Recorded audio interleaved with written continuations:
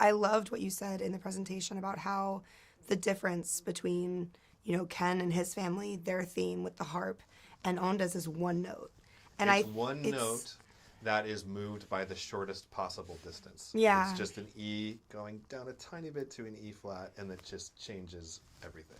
And it's true, I think, in life too, that we're all just one step away from having a very different story with our families. Very true. Very true. My husband and I have experienced child loss before we got to raise our first baby, and I think that there's a sensitivity for me with Onda too, because the story that could have been is always something that I think it's interesting that you guys reflect both in this, that Ultraman. Well, I'm going to give you, based on what you just said, I'm giving you an exclusive. I will only talk about this once. At the very, I would say I was about 3/4 of the way through scoring the entire feature.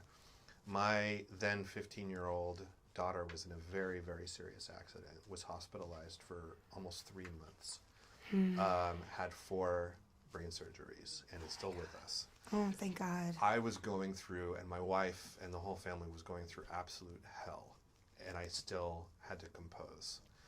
So when I was looking at those scenes, I knew what was at stake. And it absolutely informed everything. Those scenes, first of all, just how much I wanted to give Emmy a hug. Yeah. How much I wanted to support these father figures as they were willing to do anything to protect their family. I was just feeling it. And yeah, don't think that didn't find its way into the music. What blew me away, and I'm not surprised because Scott's who he is, and I might get a little emotional talking about this, was he still insisted on delivering the music for the film. Yeah. And it's an exceptional score. And we've actually kept that. We haven't talked about that because it's Scott's family, his business, and I didn't want to, but he wrote this incredible music while he was dealing with all that, and I will forever be grateful for that.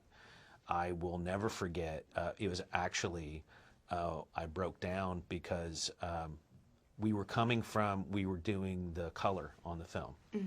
And while we were in a color session, I found out that we got 10 Emmy nominations for Lost Ollie, and Scott won the Emmy for that. I called to tell Scott that he'd been nominated, and he said, somebody wants to say hey. It was her. Yeah. And it's the first time I heard Amelia in a long time. So, so I was just glad she was okay.